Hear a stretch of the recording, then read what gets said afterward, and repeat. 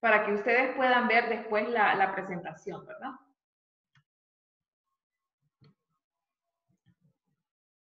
Bueno, empecemos a ver para qué están los líquidos corporales en el cuerpo. Ay. ¿Para qué creen que sirven los líquidos corporales? Para nada. A ver, Eduardo. Para cumplir funciones específicas, doctora. Exactamente, miren, sirven para lubricar.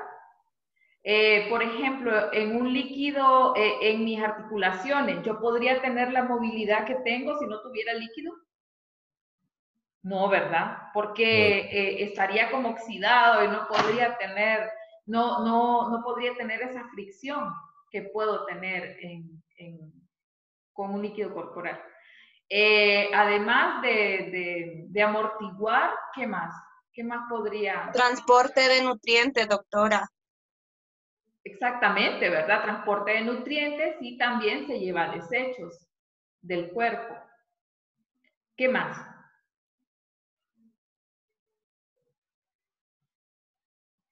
Bueno, ofrece protección a esa área en específica también y a través del líquido corporal pasan glóbulos blancos ya sea a una articulación o al cerebro, o por lo menos a las meninges y todo eso. Entonces, los líquidos corporales tienen muchísimas funciones.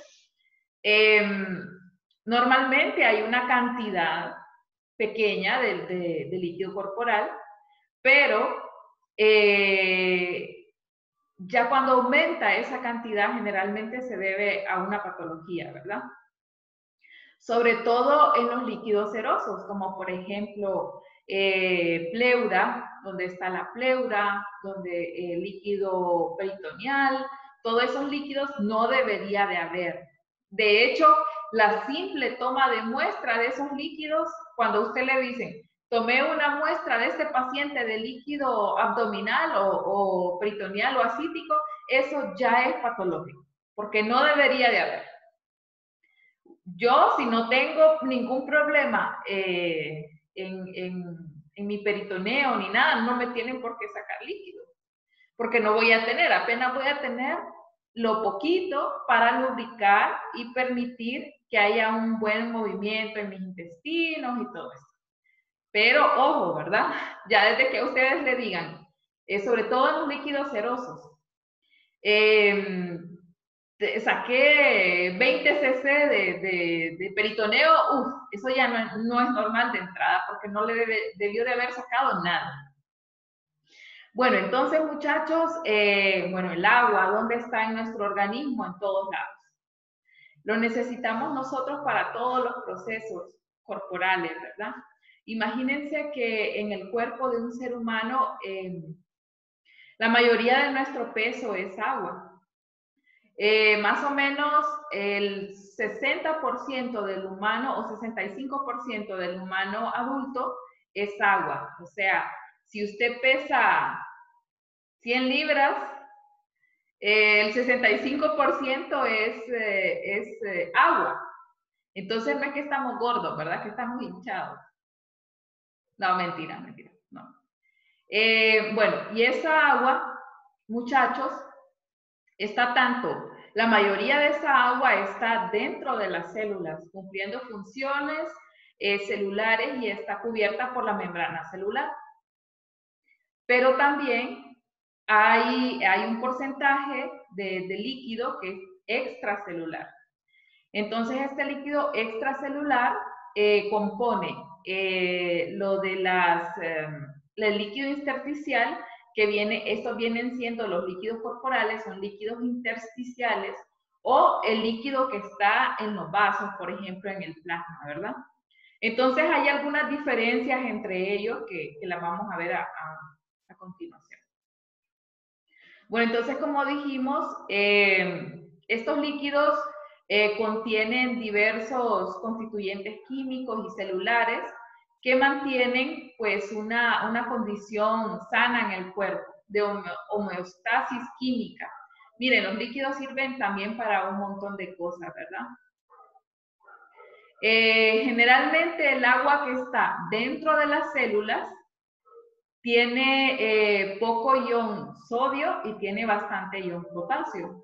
No sé si ustedes han escuchado las bombas de sodio-potasio que hay dentro de las células, pero esto es para potenciar sus funciones, ¿verdad?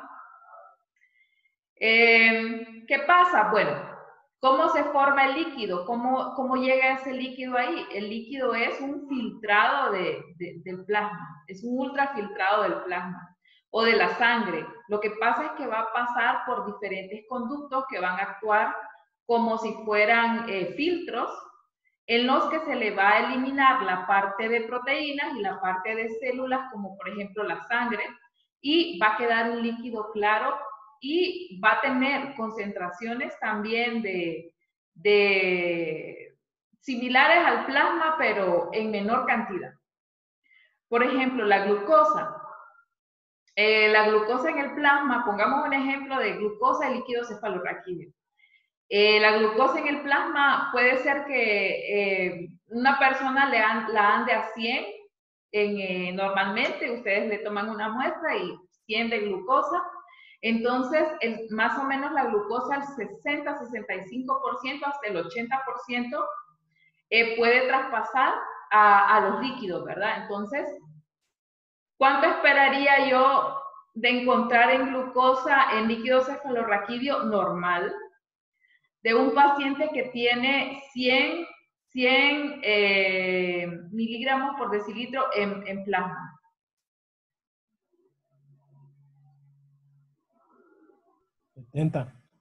Sí, 60, 70, muy bien. Eso es lo que yo esperaría ver, ¿verdad? Porque recuerden, no es que haya valores así, rangos extremos de que tiene que dar tanto a tanto, sino que las cantidades de analitos y de ciertas sustancias van a depender de cómo el paciente tenga estos valores en plasma o en sangre periférica. ¿Les queda claro eso, verdad? Bueno, entonces, los líquidos contribuyen a una homeostasis corporal, ¿verdad? Se define como el conjunto de mecanismos que mantienen la relativa constancia del medio interno. Obviamente, si no se mantiene esta homeostasis que pasa el cuerpo, puede morir rápidamente. Puede dar una alcalosis, una acidosis, puede dar hiponatremia, etcétera, ¿verdad? Entonces el líquido, eso es lo que hace, mantenerlo en un equilibrio, ¿verdad? Ustedes saben que la homeostasis, a eso se refiere la palabra, equilibrio, entre lo que está dentro de las células, entre lo que está fuera de las células y en los demás órganos. Entonces eso es lo que va haciendo el agua también. Entonces miren, el agua total corporal es la suma del agua que está dentro de las células, del agua extracelular también. Entonces vemos aquí que los líquidos se dividen de forma extracelular y de forma intracelular. La forma intracelular es la que lleva la mayoría de la cantidad de los líquidos o del agua. Pero de la forma extracelular es donde está el plasma o la sangre total, pero obviamente tomando en consideración el plasma, y el líquido intersticial y transcelular, que ahí es donde entran los líquidos corporales que nosotros vamos a ver ahorita. Bueno, entonces el agua intracelular obviamente es la que está en todas las células y cumple todas las funciones de nuestro organismo, ¿verdad? Entonces, si vemos, la mayoría de nuestro cuerpo, de nuestro peso, es agua. Y más todavía los bebés cuando acaban de nacer, a los bebitos recién nacidos, ellos son un 75% agua, imagínense ustedes. Bueno, y entonces, aquí hay una diferencia, ¿verdad? Aquí está, digamos, esta cuadradita es una célula, este es el núcleo, aquí está el líquido intracelular. Aquí está el líquido intravascular o el plasmático. Entonces, ¿cómo llega a ser líquido intersticial? Me pregunto yo, les pregunto a ustedes. Porque un líquido intersticial viene del líquido intravascular, pero hay unas membranas, ¿verdad? Vean, estas células actúan como si fueran filtros y estas son células normales. Estas son células endoteliales. Yo creo que por ahí algunos temas que les dejamos de revisión bibliográfica están enfocados solo al endotelio. Entonces, ¿cómo este llega a filtrar este líquido intravascular para después convertirlo en un líquido intersticial, o sea, en un líquido corporal de lo que nosotros estamos relacionados? Entonces, este líquido intersticial va a ser igual que el plasma, solo que le vamos a quitarlo. Bueno, yo no, pero yo no sé, Dios o la naturaleza le va a quitar todos los glóbulos rojos, le va a quitar también todas las proteínas y lo va a tirar como líquido corporal, de los que nosotros conocemos.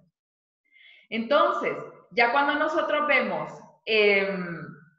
líquidos que tienen glóbulos rojos, que hay hemorragias, que hay proteínas, que hay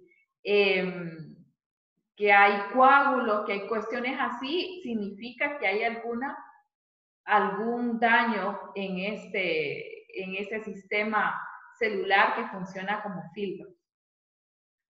¿Les está quedando claro? Sí, doctora. Bueno. Sí, doctora. Ok, entonces, ¿qué factores afectan a que haya más o menos agua corporal? Hay factores fisiológicos, como por ejemplo la edad, ¿verdad? El cuerpo del niño o de las personas más jóvenes llegan a tener pues unas cantidades de agua mayores a los ancianos. El sexo también. Según vimos en esa imagen, la imagen que les pasé anteriormente, ¿quién tenía más agua, el hombre o la mujer? El hombre. El hombre, muy bien. También el contenido graso, miren, no es lo mismo este hombre que está delgado a este hombre que tiene gran panza, ¿verdad? Entonces, en todas esas células, también en los adipocitos, recuerden que los adipocitos son los que se extienden, se multiplican y son los que nos hacen vernos gordos y bueno, y estar gordos. Entonces, entre más células tenga, más cantidad de agua va a haber. Y también en el embarazo, ¿verdad? Se acumula, hay una acumulación de líquidos, el cuerpo comienza a retener más líquidos. Y bueno, obviamente ya con el bebé hay otro ultrafiltrado que es el líquido amniótico. A ver, Yolani, que levantó la mano. No, doctora, me equivoqué. Ah, bueno. Sí, pero pueden levantar la mano y hacerme, en cualquier momento, hacerme alguna pregunta, ¿ok? Bueno, entonces este líquido, como hablamos nosotros ya, tiene dos componentes. El soluto,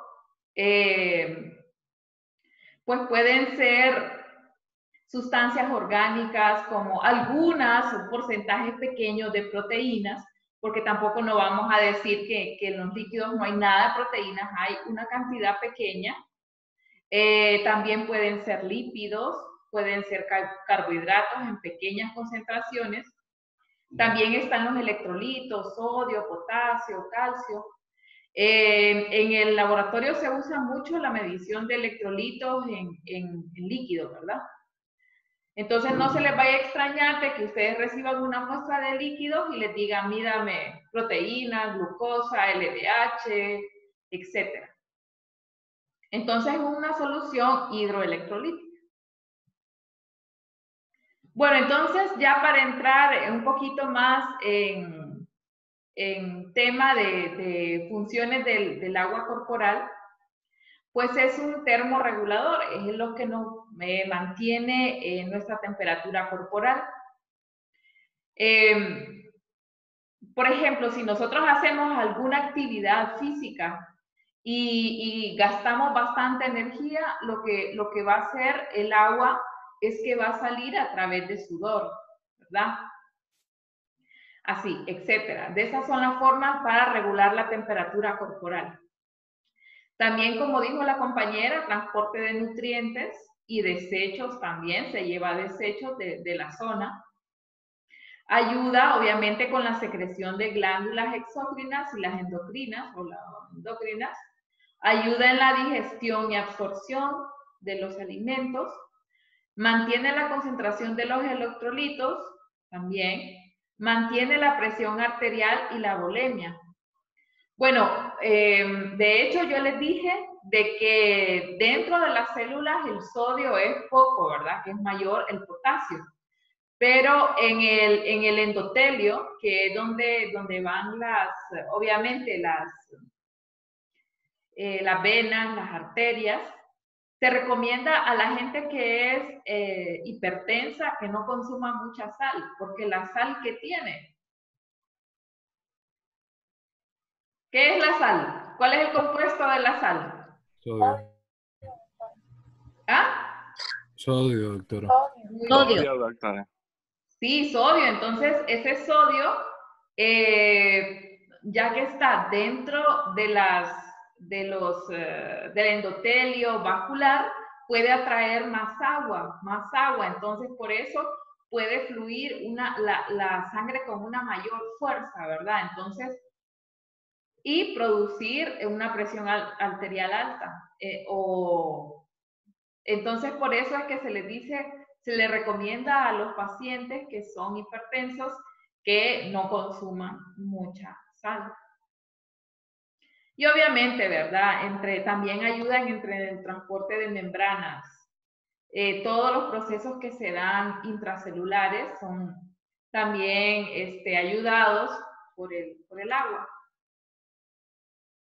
Entonces aquí solamente, es lo mismo, solamente que tenemos aquí las imágenes, la termorregulación, transporte de nutrientes y desechos, secreciones de glándulas, digestión y absorción, mantenimiento de la concentración de electrolitos y mantenimiento de la presión arterial, la volemia. Bueno, pero esta agua, el agua corporal total, también nosotros la estamos gastando durante el día. ¿Cuánto es lo recomendado, muchachos, que nos dicen que debemos de tomar de agua al día? 2 litros, doctora. Más o menos 2 litros. Sí, eso llega a compensar. Bueno, esto va a depender de la persona, ¿verdad? Porque hay gente que hace mucho ejercicio, entonces ellos necesitan algo más de agua, pero normalmente una persona que no hace mucho ejercicio, que no es un clima pues tan caliente, entonces lo normal son 2 litros. Entonces vemos que hay fuentes de entrada. Obviamente el agua que tomamos directamente, el agua de los alimentos, y también dentro del metabolismo celular también puede haber una fuente de entrada y fuentes de salida, el pulmón. Cuando nosotros estamos respirando, estamos eliminando también ciertas gotitas de agua. De hecho, cuando empañamos con el aliento o con la respiración, nosotros, se fijan que nosotros empañamos los vidrios, etcétera, es porque hay alguna cantidad de agua que está saliendo del pulmón. A través de la piel también, nosotros cuando sudamos bueno, no es necesario sudar así a chorro, ¿verdad? Sino que en el día nosotros estamos eliminando cierta cantidad de agua por ahí. También obviamente en la orina, que es el lugar donde más agua se elimina, y también en las heces, cuando en las heces va una cierta cantidad de agua. Bueno, entonces, espérenme que casi no veo bien. Toda esta agua de la que ya hablamos, ¿a dónde está localizado estos líquidos corporales? Esta agua intersticial. Pues hay varios compartimentos en el cuerpo, que de hecho donde nosotros nos vamos a centrar está el líquido cefalorraquídeo, es un agua especializada que filtran unas membranas específicas en el cerebro y van a filtrar esta sangre y este ultrafiltrado va a servir como líquido cefalorraquídeo. También el sistema gastrointestinal por medio del líquido abdominal, ¿verdad? Los espacios potenciales también que puede haber, la pleura, el pericardio, el peritoneo, los espacios articulares y la túnica vaginal. Pero en esto no nos vamos a meter con secreciones vaginales. También el humor acuoso, el humor vítreo que está en el ojo y también el líquido amniótico ya cuando se produce un embarazo. ¿Tienen preguntas, muchachos? ¿Todo bien? ¿Ya se durmieron? No, doctora, aquí estamos. Ah, bueno. Todo bien, doctora. Bueno, entonces, aquí para que vean la diferencia, más o menos. El líquido intersticial, les dije yo, que equivale a los líquidos corporales que nosotros vamos a ver, cefalorraquídeo, pleural, etc. Y para que ustedes vean la diferencia con el plasma, casi son los mismos valores. Pero hay ciertos valores que sí se notan más. Miren, la diferencia son pequeñas. De sodio, el sodio, el potasio, el calcio. Vean que, bueno, lo que sí se puede diferenciar bastante es que en el plasma hay una mayor cantidad de proteínas. ¿Verdad? Hay proteínas como, por ejemplo, anticuerpos, etcétera. Y en el líquido intersticial o en el líquido, de cualquiera de los líquidos que estemos hablando, pues la cantidad es mínima, ¿verdad?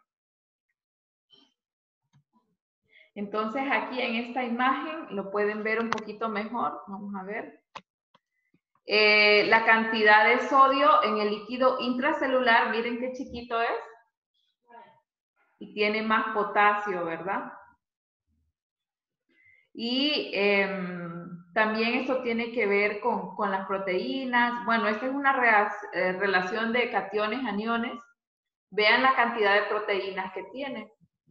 En el líquido plasmático o el que circula en nuestra sangre periférica, la mayoría es sodio. Miren ese poquito de potasio. Y todos los días no pueden estar usando hisopo. ¿Qué les pasa? ¿Quién dice que? Tiene cloro, Hisopo no se tiene usa ion todo. bicarbonato y un poquito de proteínas. Y vea, estos son los líquidos que nos importan a nosotros, que la mayoría es sodio, tienen un poquito de potasio y pues prácticamente no tienen nada de proteína.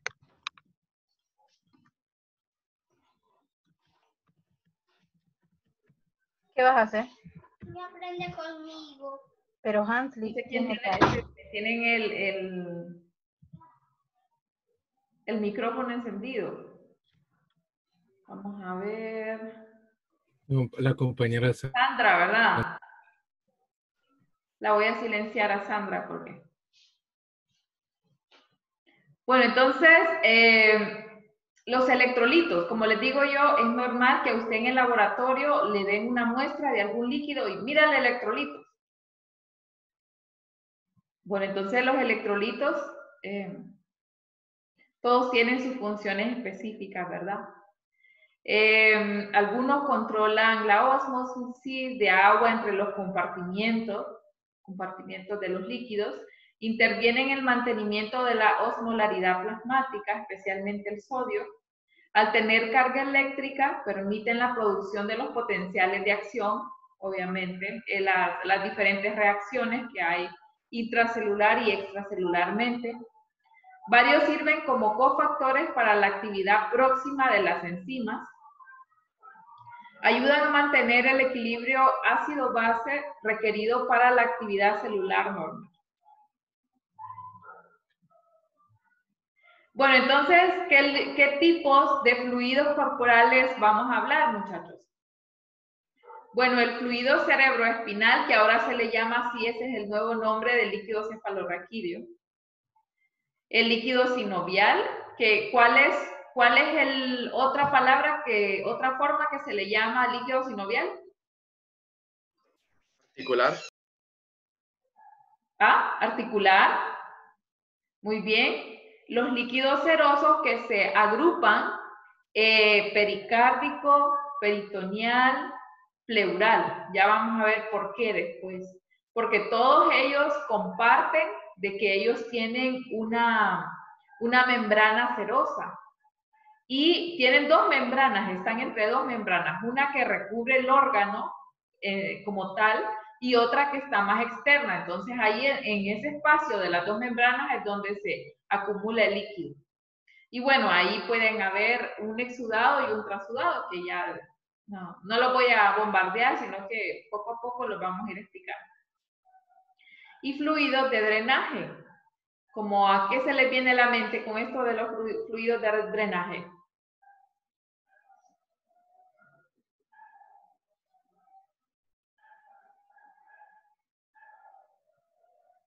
Nada. Bueno, por ejemplo, secreciones de úlceras, secreciones de infecciones que están internas, ¿verdad? También podría hacerse una determinación de diferentes... se puede analizar estos líquidos de drenaje, más que solo llevarlos para cultivo. Se puede analizar también, por ejemplo, qué porcentaje de glóbulos rojos hay, qué porcentaje de glóbulos blancos, qué otras estructuras encontramos ahí. Bueno, entonces les hablaba sobre los líquidos serosos. Vean, generalmente los líquidos serosos es el líquido pericárdico, es el líquido pleural y es el líquido acítico o el peritoneal, ¿verdad? ¿Por qué? Porque ellos tienen estas membranas. Miren, hay una membrana que está dentro, una membrana visceral que recubre al órgano y una membrana más externa que se llama membrana parietal. Entonces el líquido, muchachos, se va a condensar ahí en este espacio, ¿verdad? Entre las dos membranas. Igual pasa con el pulmón, hay una membrana visceral que está pegada al pulmón y una membrana parietal, ¿verdad? La pleura. Y lo mismo ocurre con el sistema, aquí, ¿verdad? El peritoneo, la membrana visceral y la membrana parietal. En los líquidos serosos, muchachos, se puede recolectar un montón de muestras, litros y litros de muestras. Así que no se vayan a asustar que al laboratorio de microbiología les manden aquellas agujas con un montón de líquidos. Es más común que hayan esas grandes cantidades de líquido en líquidos serosos y no en por ejemplo, articular, cefalorraquídeo.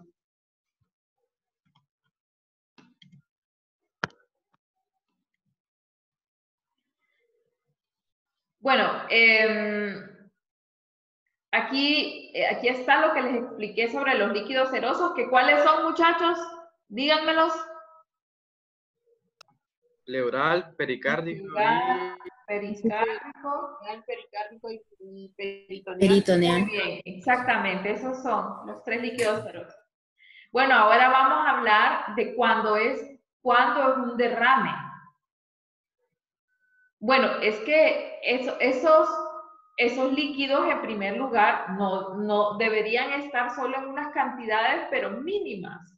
Solo para que permita, por ejemplo, el pleural, para que permite que no haya fricción en la respiración. Igualmente el pericárdico, que el corazón se pueda mover bien, que no haya fricción. Pero ya cuando estamos hablando, hay que sacarle 100 cc a un paciente, ya eso ya es patológico. Ya desde que ustedes vean un líquido pleural, o sea, aquí hay un problema. O sea, nunca tiene que haber esa cantidad de líquido. Y esto es a lo que se le llama derrames, en general. Es una acumulación excesiva de líquido, o sea, y se determina cuando hay más de 100 ml de líquido en un espacio, ¿verdad? El corazón solo aguanta 50 ml, pero ya en la parte pericárdica, pero otros lados, como por ejemplo pulmón o líquido abdominal, exageradamente pueden acumular, ¿verdad? Y estos líquidos pueden ser trasudados o exudados, que lo vamos a ver. Bueno, entonces les tengo estas preguntas. Estas preguntas estaban en uno de los videos que les subimos ayer para ver si lo vieron. Les voy a hacer preguntas, muchachos. Yo voy a seleccionar a quién y quiero escuchar su respuesta. Vamos a ver a Adela. Adela Fuentes. ¿Está por ahí, Adela? Sí, doctora. ¿Usted cree que los líquidos corporales se coagulan normalmente? No, tranquila, usted no se vayan a poner nerviosos, sino que los que estén equivocados los vamos a ir despejando después. Pues creo que no. Fisiológicamente no. No. ¿Por qué? Aunque pueden, no sé, es que las cantidades bueno, no sé por qué tendrían que haber factores de coagulación dentro de en los líquidos corporales. Ok. Sí, bueno, no anda tan perdida, no anda perdida. Porque realmente el líquido, como yo les dije, es un ultrafiltrado del plasma, entonces todos los factores que son proteínas de la coagulación quedaron afuera, no tuvieron que haber entrado al líquido corporal. Entonces pueden coagular en el caso de que haya algún daño en las barreras, ¿verdad? Entonces, pero el hallazgo de un coágulo es patológico. Pero puede haber un hallazgo que no sea patológico cuando, por ejemplo, le metieron la aguja y en eso se metieron factores de la coagulación ahí, entró sangre, se metieron factores de la coagulación, entonces nosotros vemos el líquido coagulado. Podría ser, pero de parte del propio líquido no tendría por qué coagular. Bueno, el líquido sinovial o articular pareciera ser, no es coagulado, pero pareciera ser un poquito más denso, ¿verdad? Parece como la estructura y el aspecto como si fuera una clara de huevo, que pareciera ser más denso que los demás líquidos, pero tampoco no tendría por qué estar coagulado. Ok, ahora vamos a ver a Licien Aguilar. Aquí estoy, doctor. Ajá, Licien. Con los anticoagulantes. ¿Cómo los anticoagulantes se deben de tomar las muestras de líquido cefalorraquídeo? El de líquidos en general. Depende. Si no estoy equivocada, líquido cefalorraquídeo se debe tomar con y sin anticoagulante. Sí. El peritoneal, sí, sin anticoagulante. Y de ahí no recuerdo mucho de los demás. Sí, miren, ya les voy a enseñar cómo los hacen en otros países y cómo se debería de hacer versus a cómo lo hacen aquí, ¿verdad? Hacia el chilazo. Generalmente los líquidos no ocupan una toma de muestra con anticoagulante o tampoco que sean tubos especiales con anticoagulante.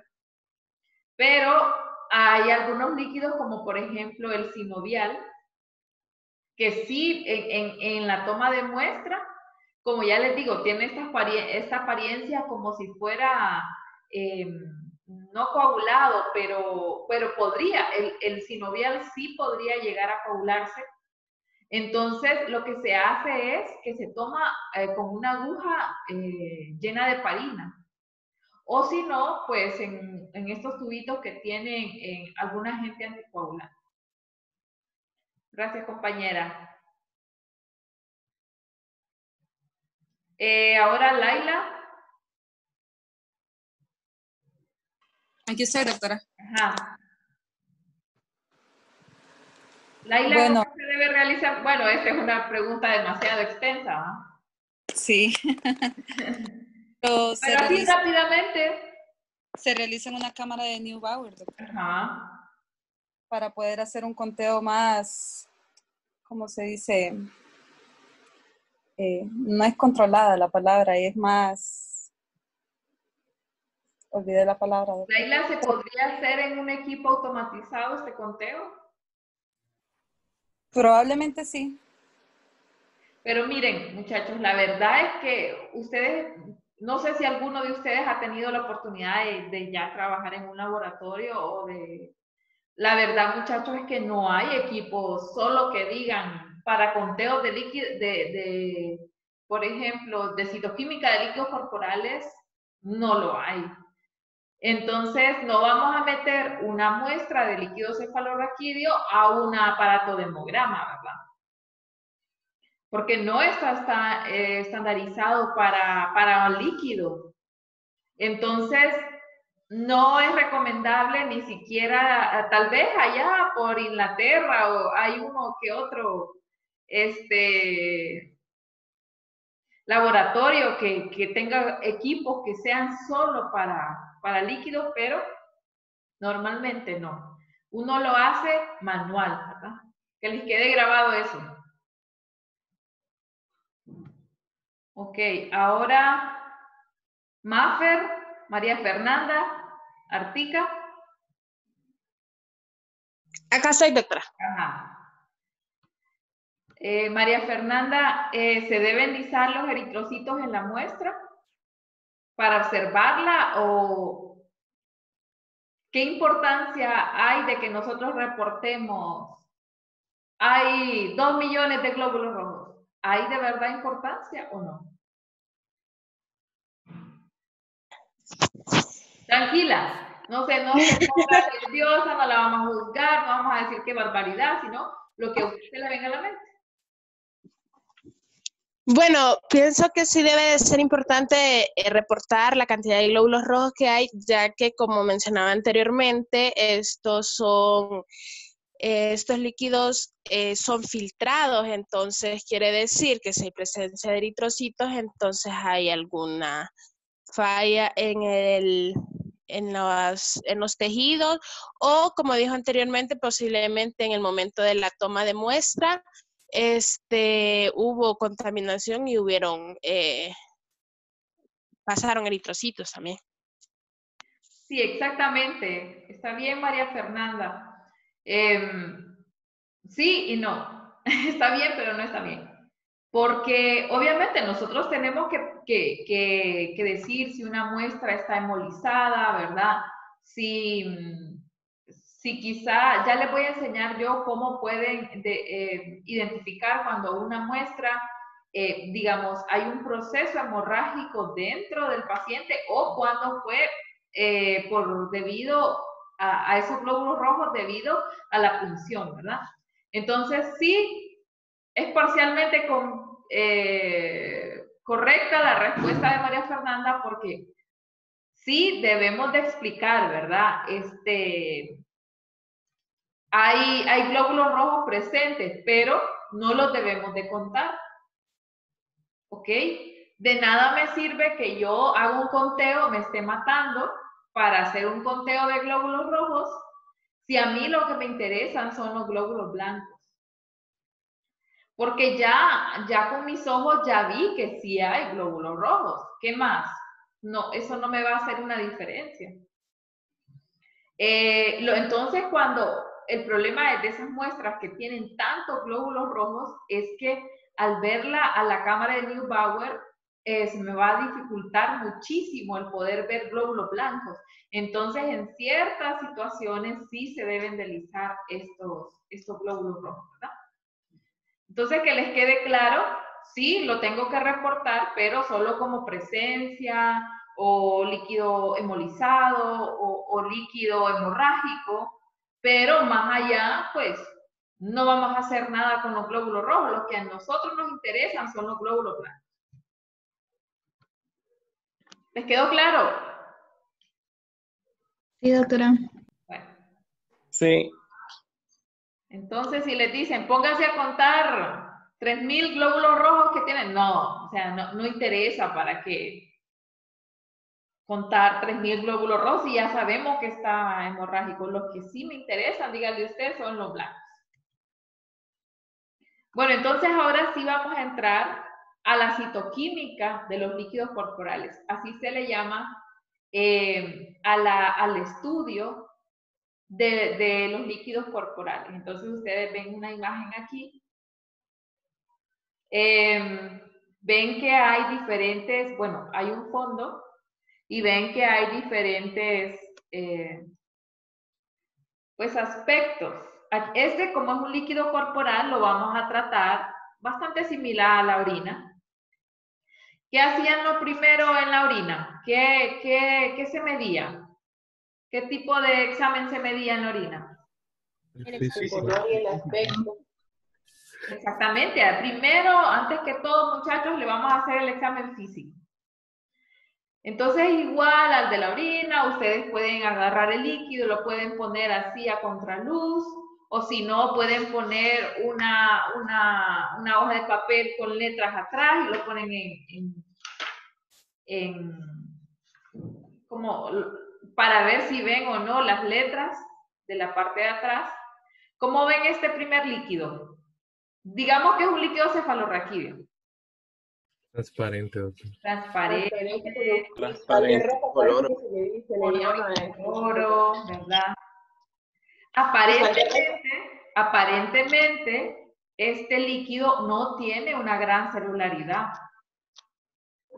Entonces, en el laboratorio, cuando a uno le llegan este tipo de líquidos, feliz uno porque rapidito hace la citoquímica. Porque no hay muchas cosas que estarle haciendo. O sea, si el líquido es transparente y de un solo lo monto a la cámara de Neubauer, de un solo lo veo, puede ser que no le tenga que hacer gram ni ninguna coloración porque ya de entrada ya lo vi.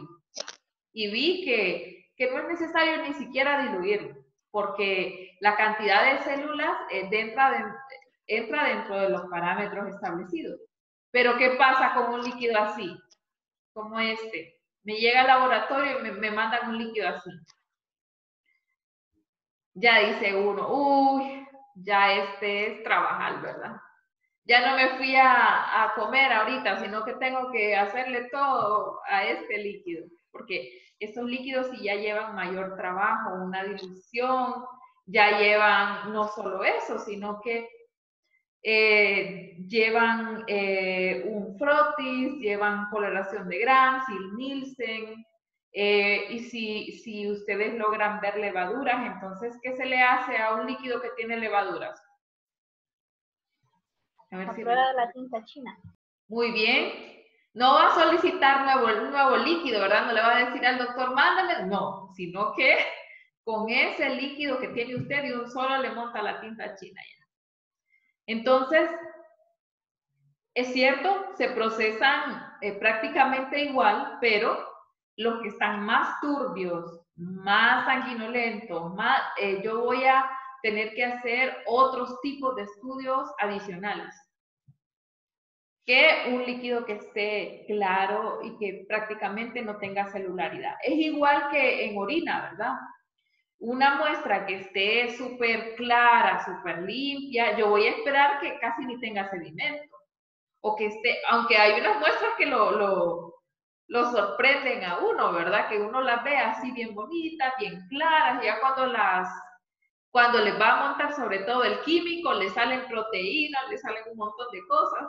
Entonces, aquí es también así. Ojo, miren los diferentes tipos de color.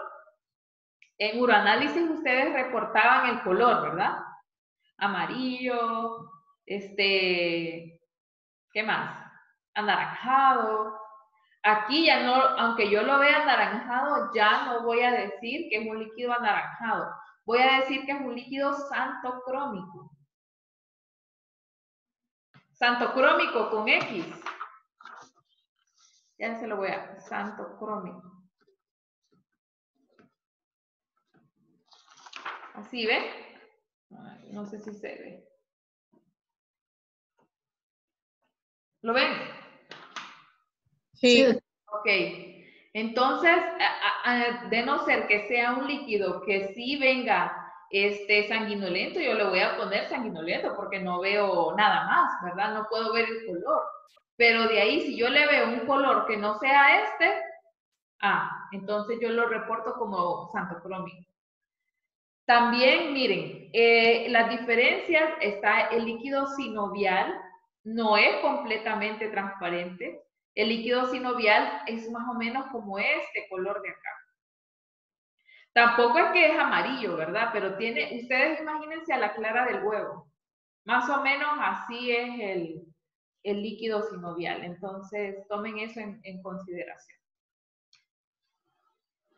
Bueno, entonces, en general, cuando ya entremos a líquido por líquido, vamos a ver puntualmente cómo son estas tomas de muestra, pero por lo general, muchachos, son tomas de muestra bastante dolorosas. Miren, aquí es donde les decía yo que para el líquido sinovial puede utilizarse una aguja se le pone un poquito de parina, incluso aquí en la jeringa, para evitar que el líquido articular se pueda formar coágulo, ¿verdad? ¿Qué color ven ese? ¿Cómo le reportarían el color a ese líquido que se están extrayendo ahí? Santocrómico. Santocrómico, ¿verdad? No amarillo, santocrómico. Miren este es una punción para sacar líquido pleural. Este está también. Imagínense qué doloroso es. Y aparte que hay que tener muchísimo cuidado para no perforarle otro... Doctora, Ajá. una consulta. El líquido sinovial, usted dijo de que también es santocrómico y aquí, no sé, estoy viendo de que el líquido sinovial el color se dice incoloro, amarillo pálido. Sí, imagínense que es como la clara de huevo, así es. Y la consistencia más o menos así es, como la clara del huevo. Pero no tiene por qué ser así de amarillo. Yo, desde que vea este líquido ahí, algo pasa ahí. Y el líquido, el que sea santocrómico, tampoco es que me va a estar diciendo de que, que tiene 50.000 glóbulos rojos, o blancos, perdón. No, ¿verdad? Deben de haber sus causas. Incluso hay acumulación de líquidos por trastornos que no tengan que ver con microorganismos. Por ejemplo, una artritis reumatoide, ¿verdad? Me va a provocar una acumulación de líquido en la rodilla y no tiene que ver nada infeccioso. Claro, el color me lo va a cambiar porque ya no es normal, pero no significa exactamente que es que tengo algo grave ahí.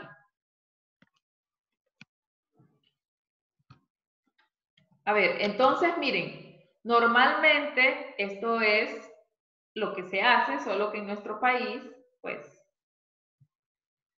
la verdad es que ustedes van a ver que las cuestiones en el hospital y sobre todo en los hospitales públicos no es así de ideal, ¿verdad? Generalmente ellos en esta jeringa que le tomaron ahí, esa jeringa solo le ponen la capucha y ¡boom! Se la mandan al laboratorio. Y ahí uno, o a veces uno lo divide en diferentes muestras, por ejemplo, porque este líquido no solamente va para citoquímica, este líquido va también para microbiología, que le hagan cultivo, este líquido va también para otras áreas, no solo para citoquímica. ¿Cómo debería de ser idealmente esta toma de muestra? Pues dividirla, pero sí hay médicos que sí la llevan al laboratorio así, en varios tubos. El primer tubo, o sea, cuando se le está sacando al paciente, ellos están llenando ciertos tubitos. El primer tubo se deja para química o serología, ¿verdad? Si ustedes quieren determinar anticuerpos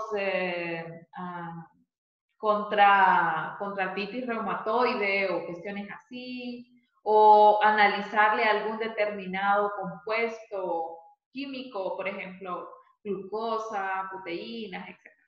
El segundo tubo se lleva a microbiología, porque se supone que si había bacterias de la piel o algunas bacterias que estaban ahí, ya no nos va a interferir. El segundo tubo es más puro.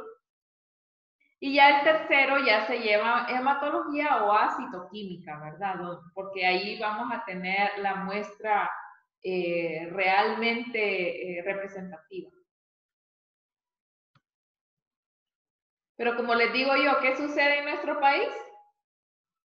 En una sola jeringa, boom, la tiran al laboratorio y véanse ahí o repártense entre ustedes. Entonces, esto es lo que hacen en otros países. Lo toman en varios tubos. Generalmente cuando alguien hace una punción, muchachos, o bueno, no debería de tomar solo un tubito, porque imagínense ustedes causarle ese trauma al paciente solo para un tubito y se le quiebra, se le daña, hay que hacerle otra punción. Entonces, generalmente se toman varios tubos o varias jeringas, se supone, de la misma muestra del paciente. En otros países se toman en tubos con tapón rojo muestras para hacerle la bioquímica a la muestra, ¿verdad? Generalmente se mide glucosa, proteínas, lactato, LDH. Se toma en tubos con anticoagulante para hacer el conteo. Pueden ser en equipos automatizados o normalmente esto es lo que nos llega a nosotros, un tubo sin anticoagulante, un tubo, pero sí que sea estéril para poder hacer el conteo y si es necesario mandarlo a microbiología que le hagan un gram o un cultivo. Miren, muchachos, generalmente con los líquidos corporales el médico, los enfermeros están demasiado ansiosos por el resultado que ustedes les van a dar, porque ustedes van a analizar esta muestra casi que en el momento que se la manden, ¿verdad? No pueden ustedes así guardarla en la refri y que a ver hasta cuándo no. ¿Por qué? ¿Por qué no es una muestra que se pueda congelar? Porque recuerden que la congelación va a ser unos cristales dentro de las células y puede romper estas células. Entonces ya cuando yo ya lo vaya a ver, ya no voy a ver nada representativo. También estas muestras son casi como el examen general de orina, que ustedes saben de que a la hora, a las 2 horas, a las 3 horas, ¿qué pasa? Se me van degradando mis componentes, los que están en el líquido, ¿verdad? Entonces yo ya cuando lo venga a ver, van a dar un resultado totalmente erróneo a lo que había de verdad. Entonces, es un líquido que uno se le da prioridad. Por ejemplo, uno tiene un montón de análisis que hacer y le llega un líquido cefalorraquídeo, bueno, deja lo que estaba haciendo y hace la citoquímica. ¿Por qué? Porque imagínense ustedes que generalmente estos son casos graves, ¿verdad?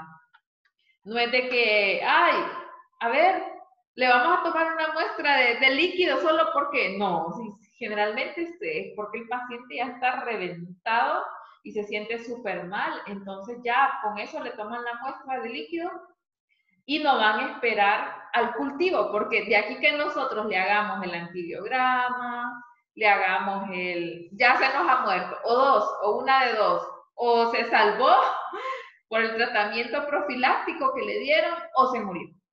De aquí que usted le dé el cultivo, porque eso tarda días.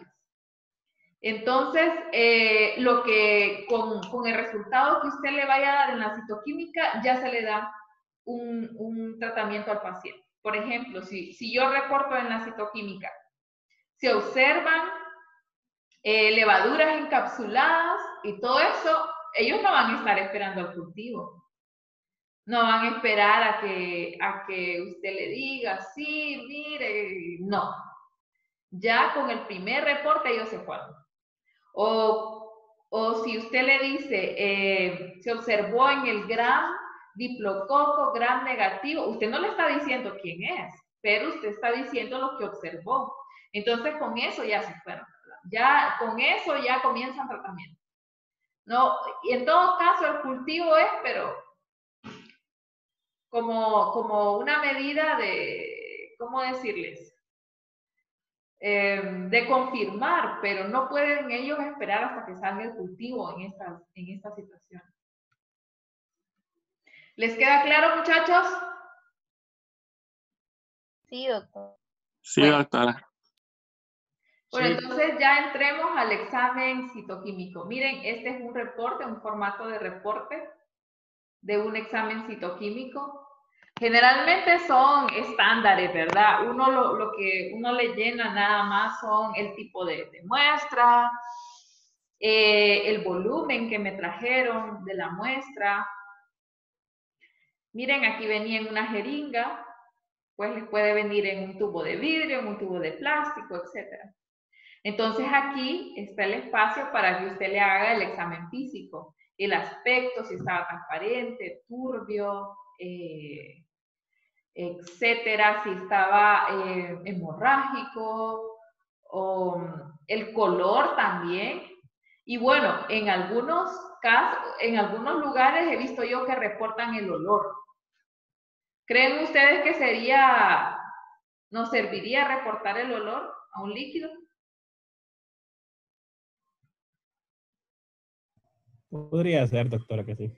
Sí, podría ser. Podría ser porque si huele fétido, si generalmente eso se debe porque hay alguna infección ahí. Bueno, sí, está bien. También la citoquímica lleva el examen químico, bueno, aquí está. Igual que el uroanálisis comprende el examen físico, químico y microscópico. El examen químico normalmente lo que se hace es una medición de proteínas y también se mide glucosa, aquí en Honduras, en nuestro medio, ¿verdad? Pero en otros lados, miren que miden densidad, bueno, LDH, lactato deshidrogenasa, miden parámetros más específicos para ver si estamos, puede haber una infección de origen bacteriano, viral, etc. ¿Qué vamos a reportar? Algo bien importante que vamos a reportar ya en el examen físico, esto parte del examen físico, es la presencia o la ausencia de coágulos. Así se reporta, como presente o ausente. ¿Me hace sacar unas carreras esta mujer? ¿Ah? ¿A quién? Regalen mi agua. Las voy a activar. Dice Marco, ahorita ahí está Marco, mi amigo. Pero él es de hombre. Y con eso sí.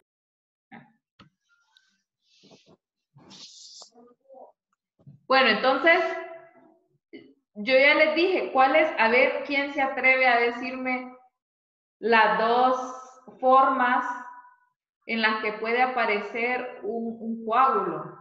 Hay una forma que no es patológica y otra forma que sí es patológica. A ver quién se atreve de ustedes, muchachos. Y le doy un punto. Función traumática. Ajá, una de ellas, esa es la parte no patológica, función traumática. ¿Y la otra?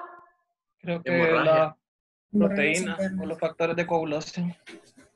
Pero ¿qué tuvo que haber ahí? La introducción de fibrinógeno. Por introducción de fibrinógeno a la muestra. Esa es la función traumática, es donde se metió el fibrinógeno, pero la parte que sí es patológica. Hemorragia. Por ahí va, por ahí va.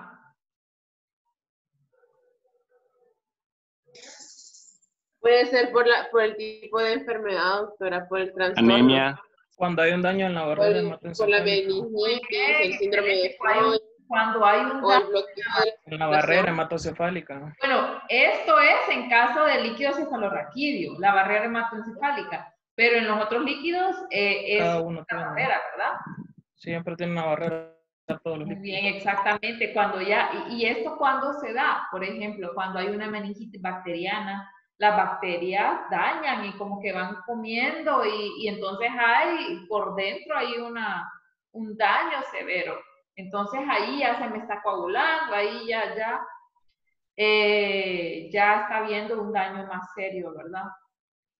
Entonces, bueno, el coágulo, por eso nosotros a los médicos les importan tanto que nosotros le digamos si el coágulo está presente o está ausente, porque ellos tienen que ver el por qué. Bueno, el color, ya saben ustedes, se le dice xantocrómico cuando no es transparente. Y cada tipo de líquido tiene su propio, bueno, no sé si llamarlo rangos de referencia, porque sus propios parámetros, ¿verdad?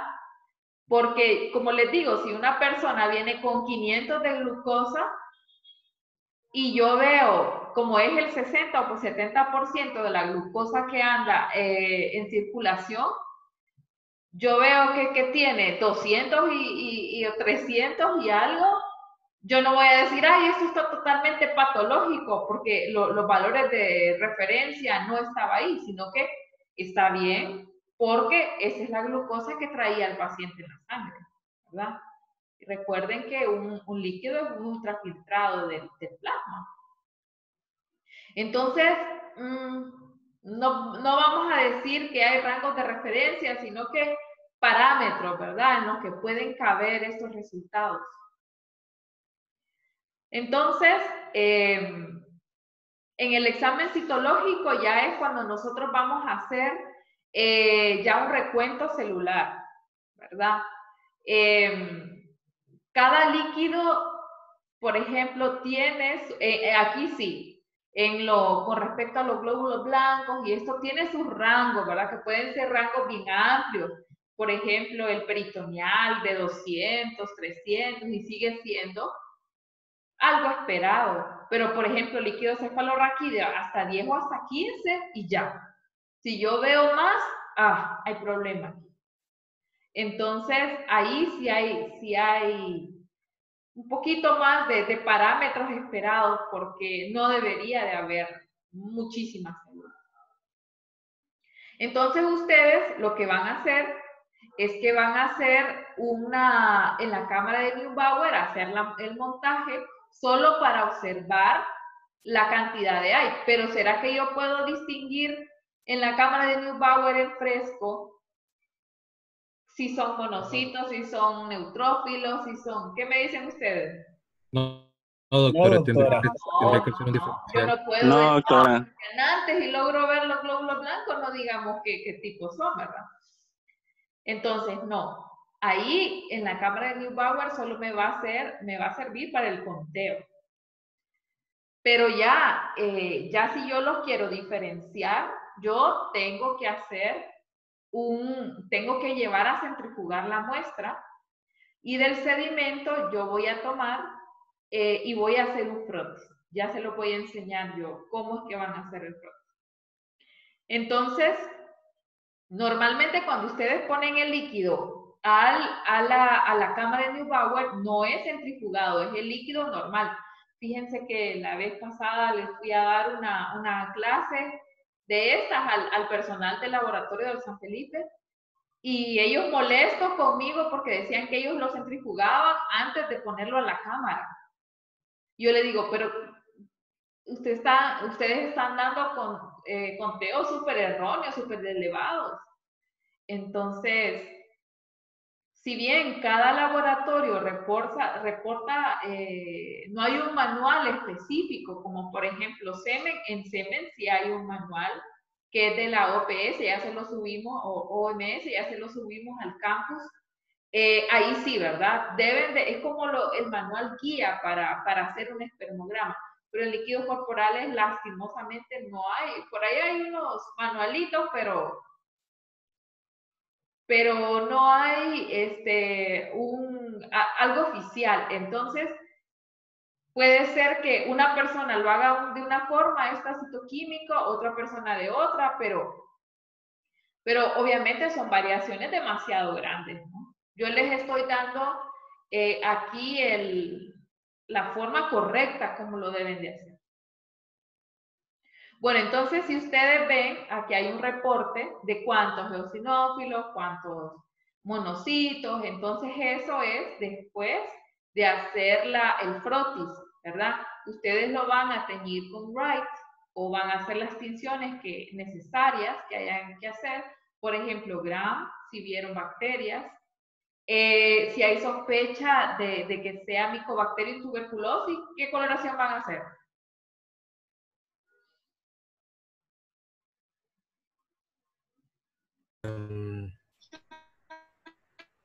Sil Nielsen. Sí, muy bien. Sil Nielsen. ¿Qué más? También, si hay sospecha, si yo vi alguna que otra, es que miren, en la cámara de Neubauer a primera vista, yo ahí sí voy a ver bacterias, puedo ver levaduras, puedo ver parásitos, entonces, pero yo no voy a reportar así. Yo tengo que llevar ese líquido a centrifugar y después hacer las tinciones que sean necesarias. Miren, aquí hay un reporte de qué se observó en el Gram. En este caso, en este líquido pleural, la única necesidad que hubo era de hacerle Gram. Y entonces ustedes le ponen la clasificación, si es un exudado o un trasudado. Rapidito les voy a decir, yo sé que no es muy fácil de entender, pero estos exudados o trasudados se dan nada más en líquidos de membranas serosas. O sea, ya lo dijimos que son el peritoneal, el pleural y el pericárdico, ¿verdad? Dentro de estas tres zonas puede haber un flujo de líquido entre las dos membranas por diferentes causas, no solo sea algo infeccioso, como por ejemplo el corazón ya no bombea bien. Entonces hay una acumulación de líquido en los pulmones, pero debido a que el corazón ya no me está tirando la suficiente cantidad de sangre, entonces ya me acumula líquido.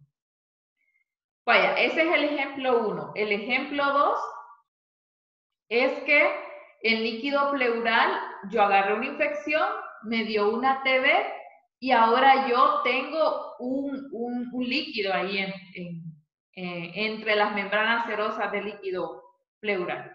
Entonces, entre el ejemplo 1 y 2, el ejemplo 1 va a ser casi que fisiológico.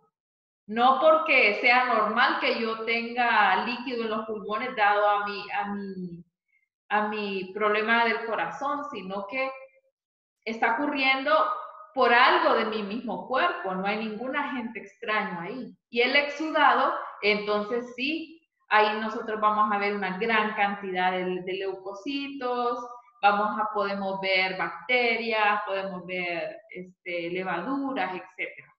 Y cada uno de estos líquidos tiene sus propios parámetros. Por ejemplo, el exudado es el que tiene una mayor cantidad de proteínas, bueno, en ejemplo, entonces son dos tipos de líquidos diferentes y nosotros los tenemos que diferenciar.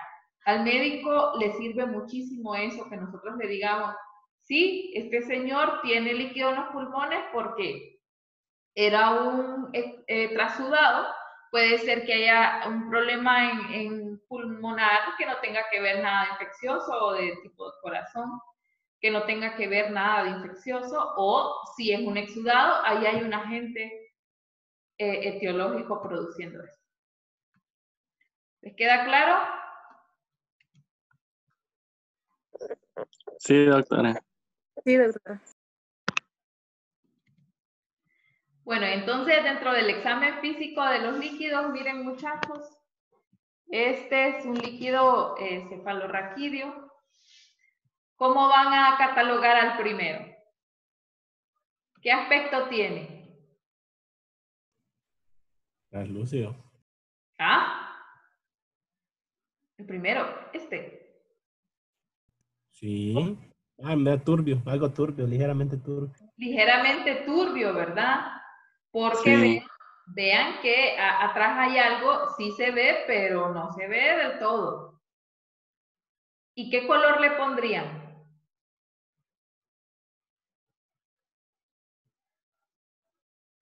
Amarillo. ¿Recuerden el líquido cómo se le dice el color? Santocrómico. Santocrómico. Muy bien, aunque esté así aunque no sea un amarillo intenso, pero eso ya no es el... Recuerden que este es un líquido cefalorraquídeo. Vamos a tomar en cuenta que este es un líquido cefalorraquídeo. Entonces este color ya a partir, aunque sea un amarillo tenue, ya no debería de estar ahí. Entonces yo voy a decir que está santocrómico. A ver, yo voy a elegir ahora. A ver, Adela, Fuentes. Sí, doctora. ¿Cómo ve este líquido, el segundo? ¿Qué aspecto tiene? Es turbio y santocrómico. Muy bien. Esperaría encontrar varios tipos de células ahí. Esperaría encontrar una infección ahí o algún microorganismo que esté causando el problema o no. Sí. Sí, ¿verdad? Sí, podría.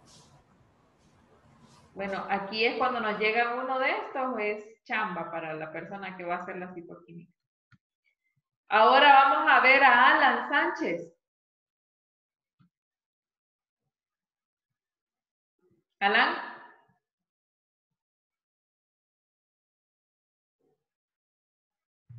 Sí, doctor. ¿Usted cómo ve este líquido? ¿Qué aspecto tiene?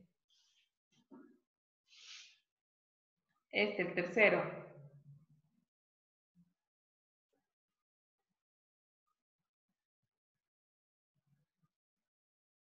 Alan. Veo como turbio. Sí, completamente turbio. ¿El color? Es como anaranjado. Pero recuerden, santocrómico. Aquí es santocrómico. Pero ven ustedes que parece hasta como lechoso. Miren, en estos tipos de muestras que están súper lechosas, además de una infección o de una cantidad grande de leucocitos, puede haber ahí también algo de lípidos o de linfa.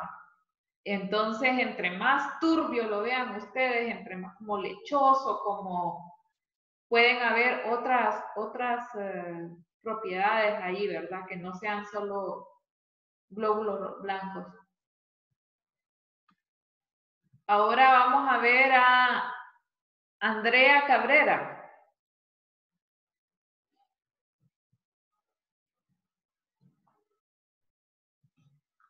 Andrea.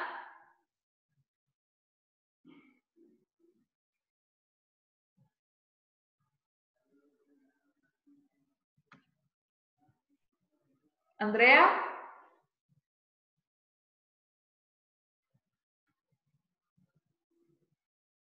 Se durmió, doctor. Se durmió. Ah, ya la voy a ir a jalar de las orejas. Ángela Flores.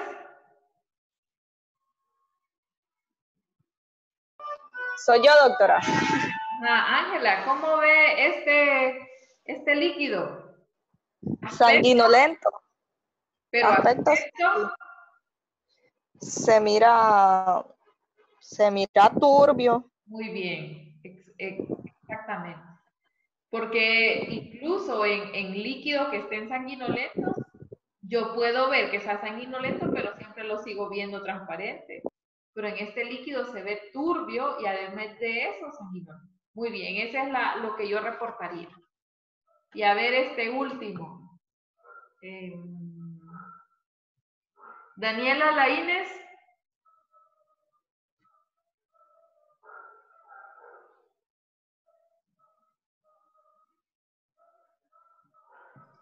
Buenos días, doctora. Hola, Daniela. Daniela, ¿cómo ve este líquido cefalorraquídeo? El último. Ajá, el último. Yo lo veo transparente, doctora. Transparente. ¿Y esto que ve aquí, qué se le ocurre que puede ser? Se ve como...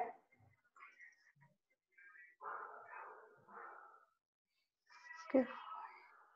Un coágulo. Sí, es como un coágulo. Exactamente. Entonces, ¿este líquido está normal para usted o no? Depende, doctora, por lo que usted dijo. Sí, un tip. Cuando el coágulo ya es por los factores de la fibrina, ¿verdad? Cuando el coágulo es por la punción, yo voy a ver glóbulos rojos, por lo menos en el fondo. Porque a través de los glóbulos rojos fue que se me metieron los factores de la coagulación. Pero cuando yo no veo glóbulos rojos, el coágulo es propio del paciente. Entonces, esta muestra, aunque se ve bien bonita y aunque todo bien, no tiene nada de saludable, ¿verdad? Porque significa que ahí en el líquido cefalorraquídeo o en las membranas ya hay un deterioro de la barrera. Ahí sí es la barrera hematoencefálica y se me están metiendo ya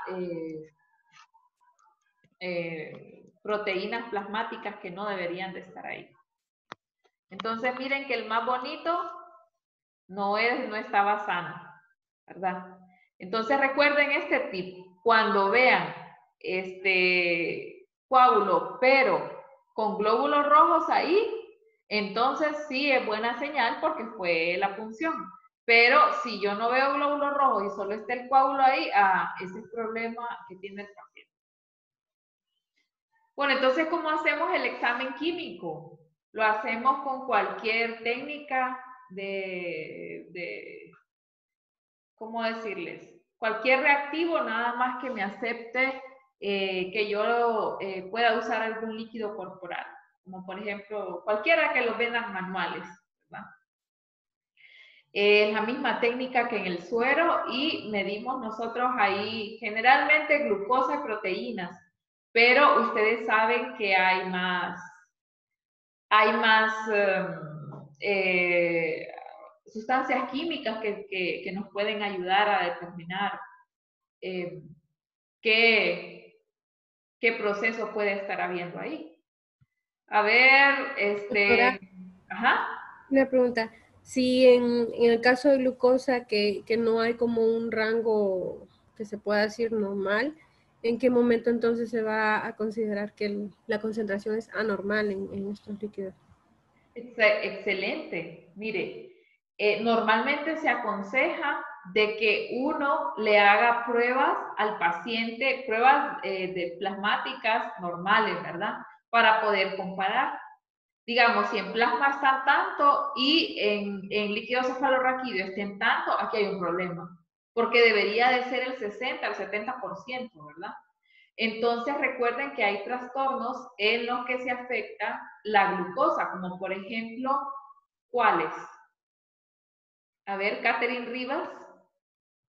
Sin pena, aquí si se equivocan no importa, todos estamos aprendiendo. ¿En la diabetes? Sí, en la diabetes, ¿cómo yo esperaría que me saliera la glucosa en líquido cefalorraquídeo? Alta también, ¿verdad? Porque si está alta en el suero, está alta en el líquido cefalorraquídeo. Pero hay hay procesos infecciosos específicos que me va a bajar la glucosa. Por ejemplo, Claudio. Dígame, doctora. ¿Qué tipo de proceso me va a disminuir mi glucosa? Aunque yo la tenga a 500 en suero, pero la voy a tener a 80 en líquido cefalorraquídeo. ¿Qué procesos, sobre todo infecciosos, pueden bajarme la glucosa? Hay que dejar que otro participe, doctora. Usted ya había participado. Y No, a rato. yo no recuerdo ese nombre, Claudio. Vaya, pues ahorita le digo. No, dígame doctora, lo que piense, no se preocupe. Aquí estamos. Meningitis viral, Infecciones bacterianas. tuberculosa, Infecciones micótica. bacterianas, muy bien, porque ustedes saben que las bacterias son las que consumen la mayoría de la glucosa. Viral, ojo, viral no consume glucosa, o sea, yo voy a tener una glucosa normal o un poquito disminuida. Las que son micóticas, puedo tener un poquito que me descienda un poco, sí, pero no va a ser como una bacteriana, por ejemplo. Y las proteínas, pues, también están relacionadas con daño, ¿verdad? Por eso es que nosotros hacemos las dos mediciones. Entre mayor porcentaje haya de proteínas en un suero, en un líquido, mayor daño hay en ese sitio, ya sea pleural, ya sea cefalorraquídeo, porque ustedes ya vieron que en el ultrafiltrado la cantidad de proteínas que pasan es mínima.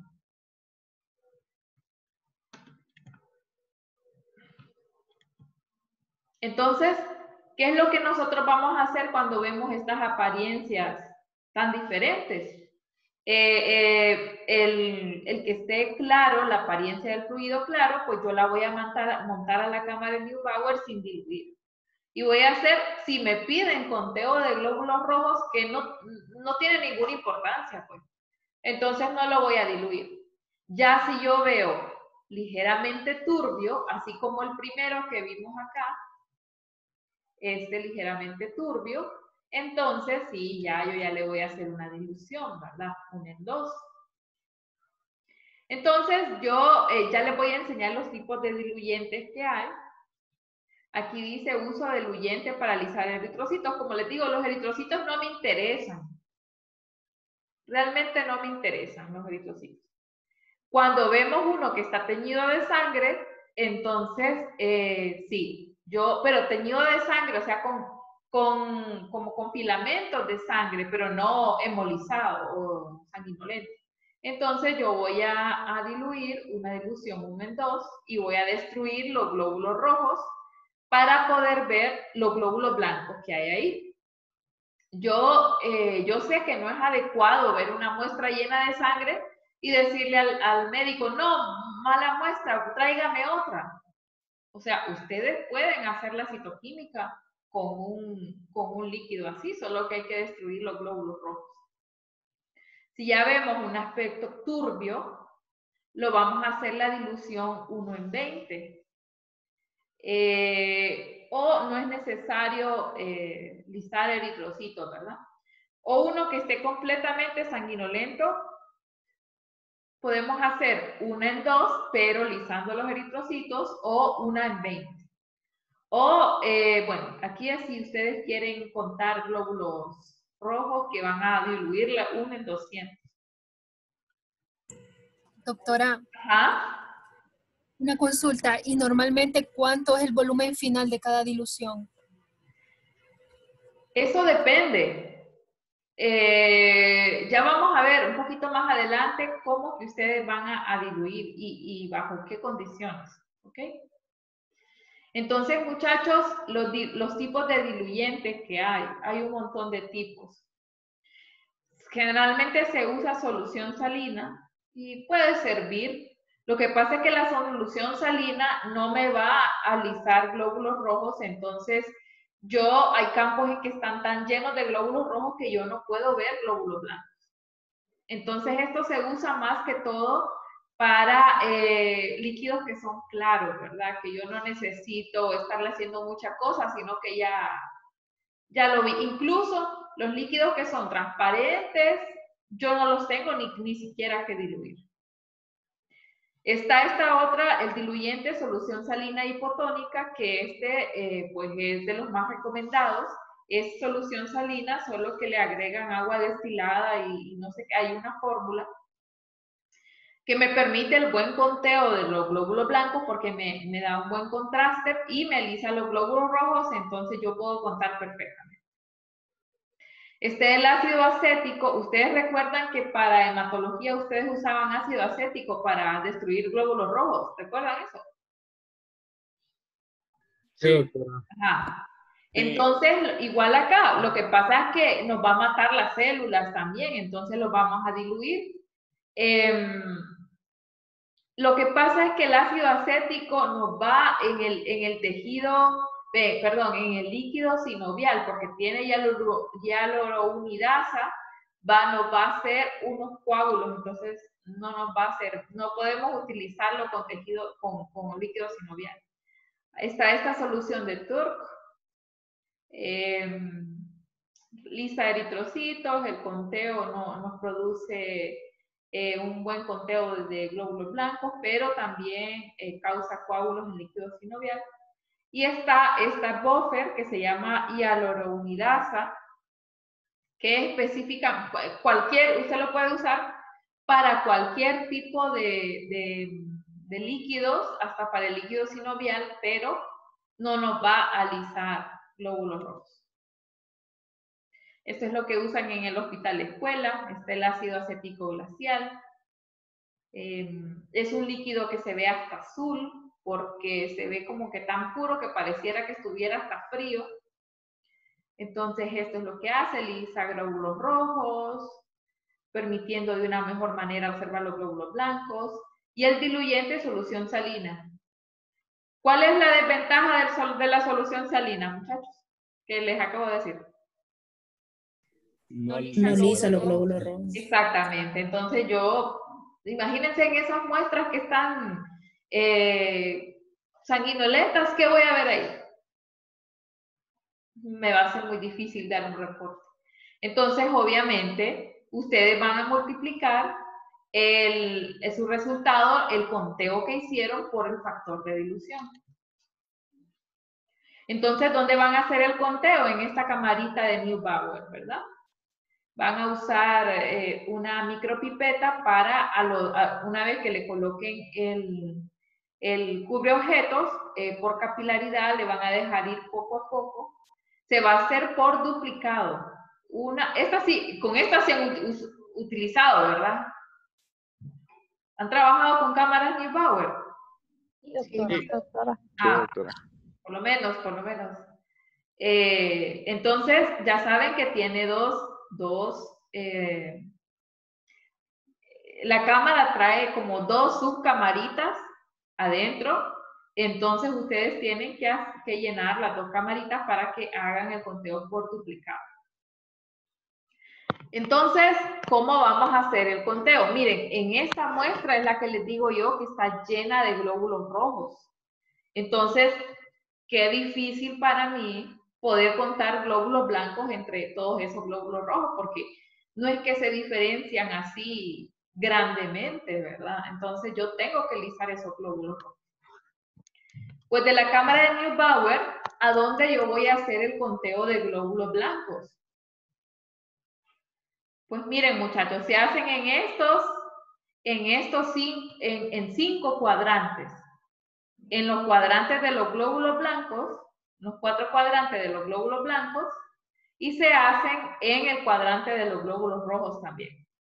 Ustedes saben que el cuadrante de los glóbulos rojos está más... hay unos cuadritos, aquí solo hay 4 por 4, y aquí hay 5 por 5, 1, 2, 3, 4, 5. Entonces, está más rayadito el cuadrante de los glóbulos rojos. Entonces, ahí yo voy a contar. Fíjense que en el hospital escuela lo cuentan en toda la cámara, pero Para poder hacer este tipo de análisis, muchachos, hay que seguir las normas indicadas. No se me puede ocurrir que un día cuento solo uno, después de otro, después toda la cámara, sino que hay que hacerlo de una forma responsable, ¿verdad? Bueno, esta es la cámara de Neubauer. Espérenme. Y esta era otra que ya no se usa, ya se la voy a mencionar. Entonces, estos son los espacios para el recuento de los glóbulos blancos, este y este. Y les dije que íbamos a tomar el de en medio también, el que era de los glóbulos rojos, ¿verdad?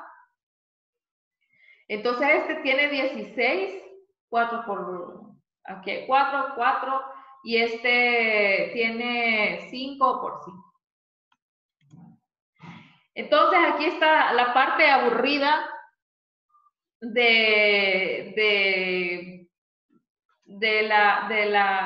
al análisis de los líquidos corporales. ¿Cómo vamos a hacer el conteo? Aburrida, pero a la vez de las más importantes, ¿no? Miren, muchachos, esta es la fórmula que ustedes van a usar. Solo que ya vamos a ver que ella solita se va a ir despejando, porque si ustedes contaron los 5 cuadrantes que yo les dije, esta gran fórmula les va a quedar solo así, como aquí. Simplemente es eso.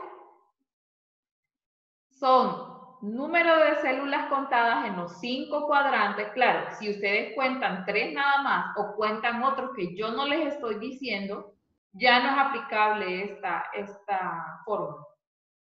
Entonces son las células contadas en los 5 cuadrantes por el factor de dilución que yo hice. Ya sea, si era un líquido, si no lo diluí, pues no lo multiplico por nada. Y toda esta gran fórmula de acá arriba, que significa de que ustedes los milímetros, pero estos son los milímetros que tienen los cuadrantes, entonces todo se reduce a 2. Entonces, en el caso de que yo haya hecho el factor de dilución, si no hice dilución, pues no tengo que contar por nada, obviamente, solo por 2. Las células contadas por 2. Entonces, esta es toda la fórmula. Un ejemplo dice, una muestra de fluido cerebroespinal o de líquido cefalorraquídeo homogenizado sin diluir. Tienen que ver bien, tienen que fijarse bien en cómo les están dando las características de la muestra. Fue montado en un hemocitómetro y se contaron 15 glóbulos blancos en los 5 cuadrados grandes. Calcule el valor final de glóbulos blancos. Entonces, simplemente fueron 15 células contadas por el factor de dilución, que en este caso, ¿cuál fue el factor de dilución? 1. Sin diluir. Sin diluir, ¿verdad? Pero para que no me dé 0 todo, pueden ponerle 1, porque ustedes saben que algo por 0, 0. Y por 2. Y eso ya es, yo creo que no tengo... ¿Alguien tiene una calculadora ahí? ¿O alguien que sea bueno con las matemáticas? Es 30, doctora. 30. Sí, 15 por 2, 30.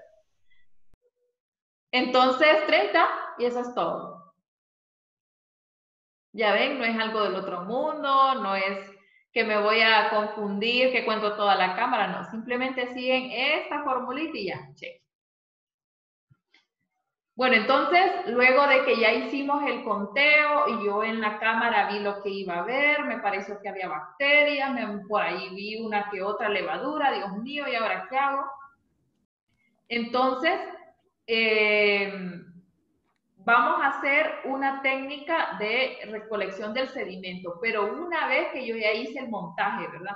No vayan a hacer como en el San Felipe, que agarraban, lo sedimentaban y lo montaban. Eso es totalmente una locura. Entonces, hay una técnica que simplemente le ponen unos, por ejemplo, 10 microlitros del sedimento y dejan que chorree, ¿verdad? Que se seque así.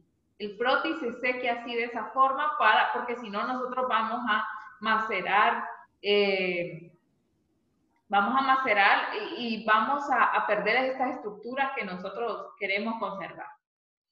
Entonces recuerdan, creo que ustedes lo hicieron esto en micro general, simplemente dejaban correr la gotita, que ella se secara, luego que ya estaba seca la fijaban y luego a colorearla, así en estos puentes de coloración. ¿Qué coloraciones vamos a hacer?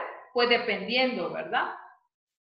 Generalmente la básica es la coloración de Gram, obviamente, si ustedes vieron bacterias, o hay médicos que, aunque sea una muestra transparente, piden coloración de Gram. Entonces, bueno, ustedes háganla, aunque no vayan a ver bacterias.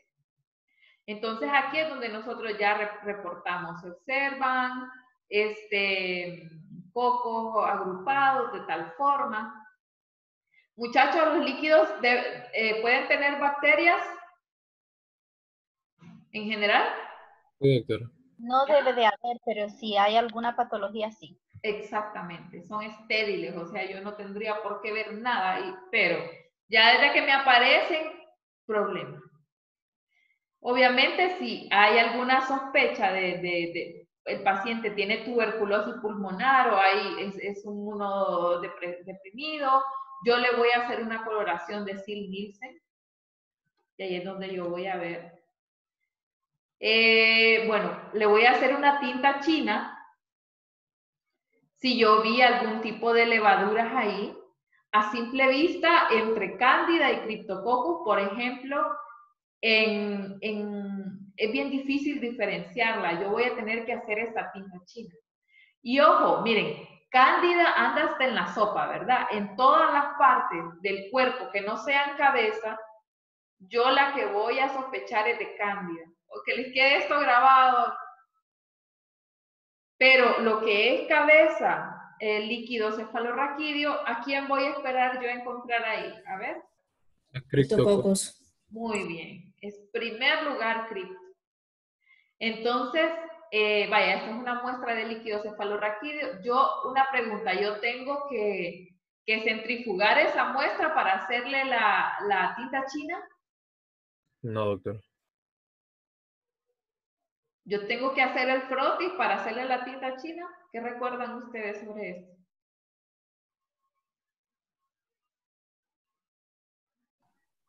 Se pone una gota de líquido cefalorraquídeo junto a una gota de tinta china y se hace el frotis.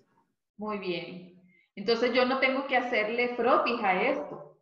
Pero ojo, si yo tengo la sospecha de que este paciente pueda, o el médico me dice, sospecha de que tiene meningitis criptocócica. Ok, entonces para aumentar la sensibilidad de mi muestra, yo sí la voy a poner a centrifugar.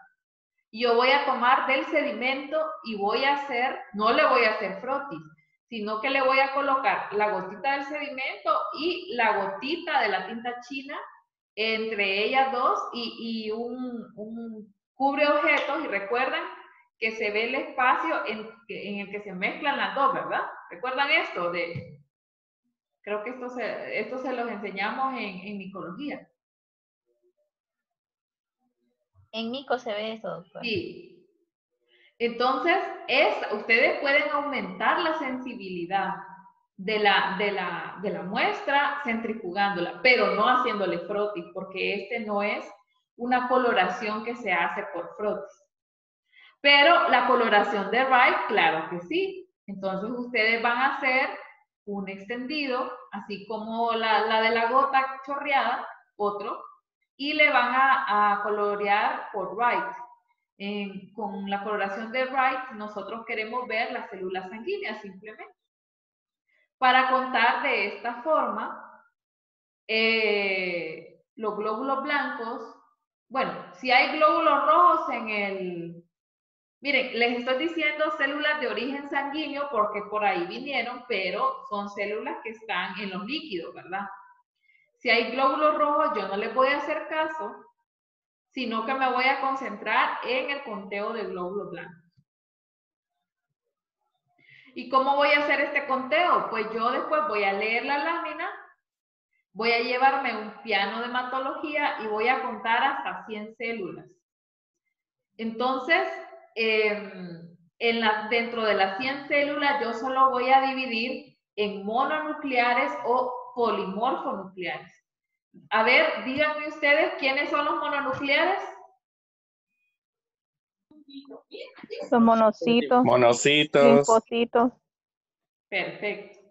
Basófilos. Puede haber uno que otro macrófago ahí. Recuerden que los macrófagos son los precursores,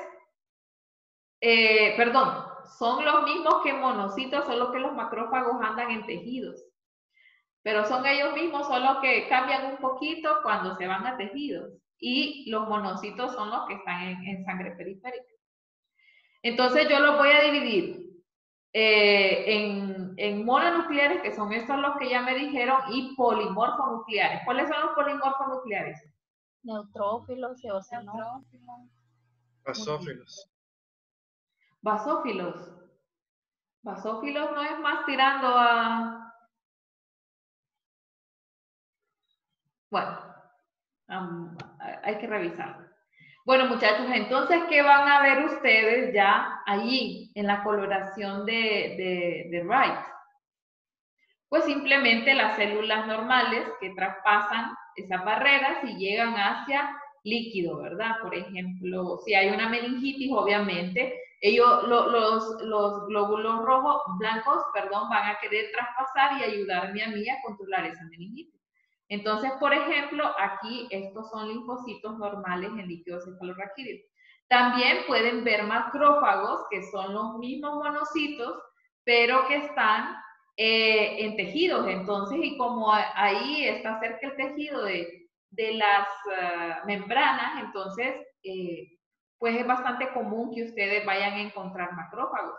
También células mesoteliales, que es el filtro de líquido, o de revestimiento ya sea de cualquier tipo de membrana, ¿verdad? Que no nos vamos a escandalizar si las vemos, pero que ustedes las deben de conocer para que sepan a lo que van a ver. Entonces, estas son neutrófilos, muchachos. Ya lo vimos los linfocitos, estos son neutrófilos, solo que estos son vacuolados. A ver, ¿qué recuerdan ustedes cuando un neutrófilo es vacuolado? ¿Por qué sucede esto? Fagocita bacteria. Exactamente, hay una infección, ¿verdad? Hay una infección bacteriana sobre todo. Van a haber eosinófilos también, que se parecen mucho, solamente que los gránulos tienen unos gránulos bastante más prominentes. Esto es en caso de las infecciones, por ejemplo, parasitarias en los sitios de donde extrajeron el líquido.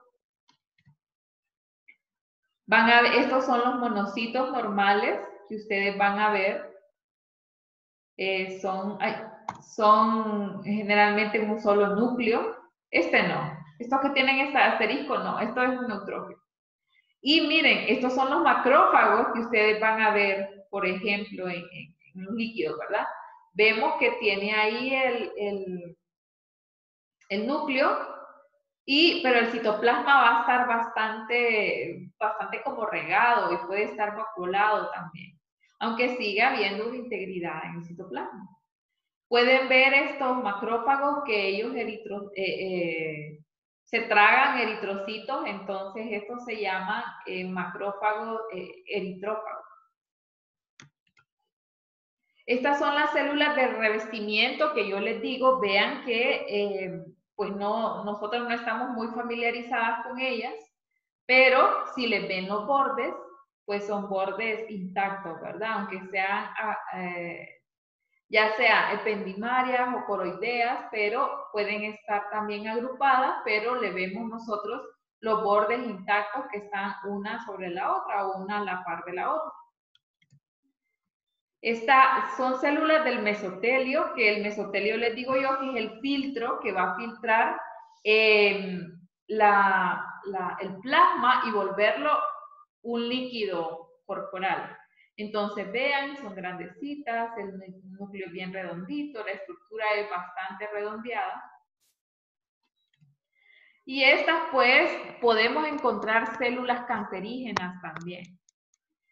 ¿Será que yo puedo reportar, se encuentra célula cancerígena en tal? ¿Creen ustedes que yo puedo hacer eso? ¿Ustedes pueden hacer eso como microbiólogos? No. Tal vez un patólogo. Exactamente. No es nuestra competencia decir adenocarcinoma de pulmón, porque nosotros no sabemos eso. En todo caso, nosotros podemos reportar células anormales, ¿verdad? Porque estas serían las anormales, no las que vimos, las ependimarias y todo, esas son normales. ¿Por qué decimos que son anormales? Porque miren, se agrupan de una forma donde no se le ven bien los bordes, las características. Miren, estas que parecen que están como mordidas, se agrupan y pierden ya su identidad como células. Miren, este es un tumor que les digo que están agrupados y es como una sola masa. No le veo yo bien los bordes, no le veo bien el citoplasma, donde empieza una, donde comienza la otra. Pero yo no me voy a atrever a decir, es una célula tumoral cancerígena. No, yo no sé, yo solo que voy a decir que se observan células anormales en el líquido. Bueno, muchachos, ya son las 11:33. Espero hayan aprendido. ¿Tienen alguna pregunta?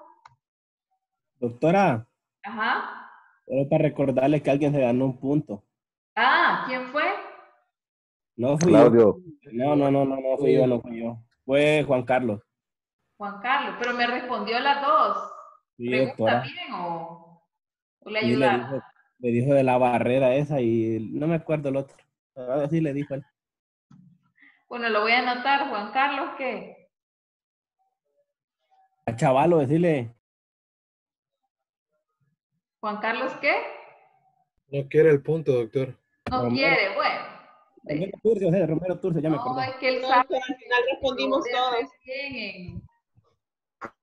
No quiere Juan Carlos. No. Es de Juan Carlos Romero, doctora. Es que él es bien humilde.